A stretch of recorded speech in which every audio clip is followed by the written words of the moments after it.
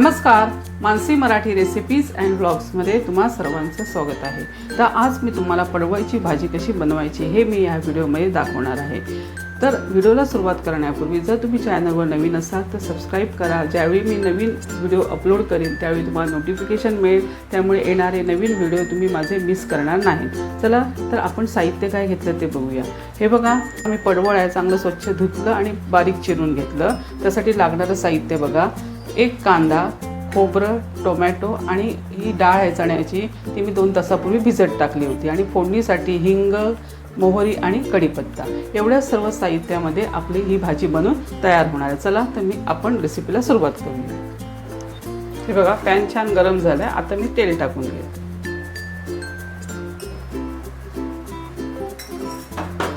तेल छान गरम झालं की मोहरी टुनटुन उड्या मारायला लागली की मग हे टाकायचं हिंग,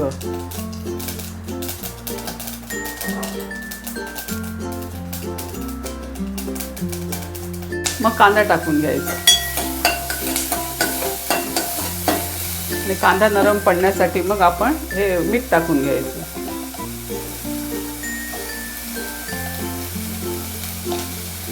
आणि चांगलं परतवायचं, म्हणजे कांदा नरम पडतो। कांदा जास्त करपवायचा नाही, आपण आता भाजी करतोय त्यामुळे जास्त पण करपवायचा नाही, थोडा नरम पडेपर्यंतच कांदा परतून घ्यायचा। कढीपत्ता टाकायचा कांद्यावर, म्हणजे स्वाद पण उतरतो। तर तेलावर टाकलं तर पाणी असं फटफटतं म्हणून कांद्यावरच घालायचं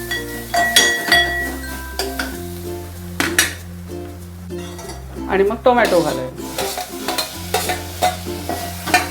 चांगलं परतवून घ्यायचं टोमॅटो मऊ पडेपर्यंत।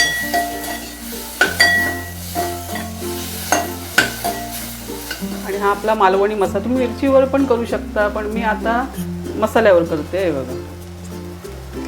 बघा, हा आमचा मालवणी मसाला टाकून घेतला। आपण मिरचीवर जर केलं तर आपण हळद टाकून ठेवते, जसं आता मी वरण करणार आहे म्हणून मी तिखट म्हणजे मसाल्याची बनवते पडवळची भाजी, म्हणजे असं कॉन्ट्रास्ट कॉम्बिनेशन असतं तर छान वाटतं।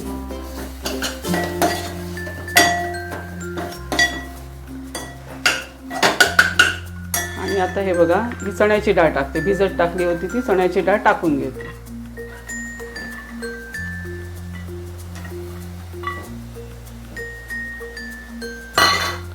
आणि चांगलं परतवून घ्यायचं।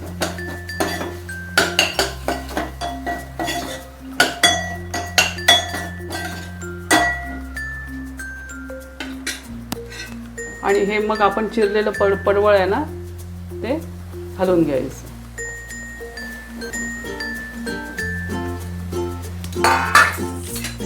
आणि चांगलं असं परतवून घ्यायचं।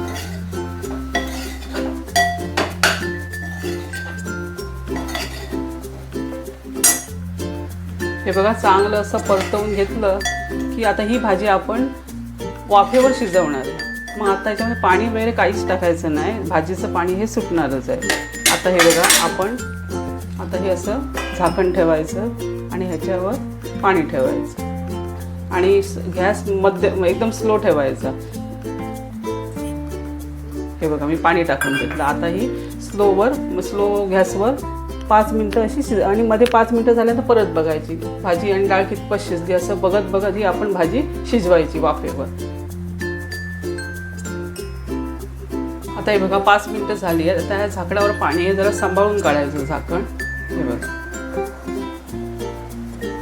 आता पडवळ आपलं शिजलंय की नाही बघायचं। हे बघा, आता हे चांगलं असं परतून घ्यायचं। आता हे मी पडवळ जे आहे ना, काही जण काय करतात, मीठ लावून जरा मुरवत ठेवतात, पण मी तसं केलेलं नाही, कारण आपल्याला पोषक तत्वे काही मिळतच नाही, ते काही विटॅमिन्स मिळत नाही। मग मी काय केलं, असंच टाकलं। जर तुम्हाला मीठ लावून जर नरम करून घ्यायचं असेल तर घेऊ शकता।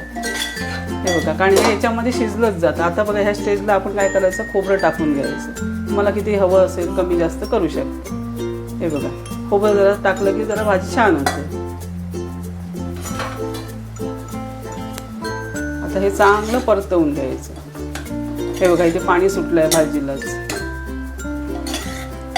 त्या पाण्यातच भाजी शिजली ना मग त्याची चव अजूनच वाढते त्या भाजीची। हे बघा, अजून 5 मिनिटं परत शिजायला ठेवते। आता चांगलं खोबरं वगैरे सगळं मिक्स करून ठेवते आणि आता परत 5 मिनिटाची वाफ काढून घेते. हे बघा परत झालं. जर पाणी म्हणजे आटत आलं तर आपण ॲड करायचं पाणी याच्यावर. आता पाणी आहे बऱ्यापैकी म्हणून मी ॲड नाही करत.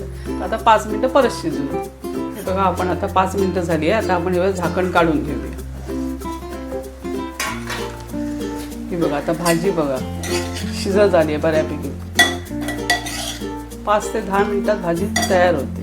हे बघा आणि आता मला हे बघा एवढी थोडंसं असं म्हणजे जास्त पण सुकी नको आहे, थोडंसं असं पाणी पाहिजे म्हणून मी इतपत ठेवली आहे.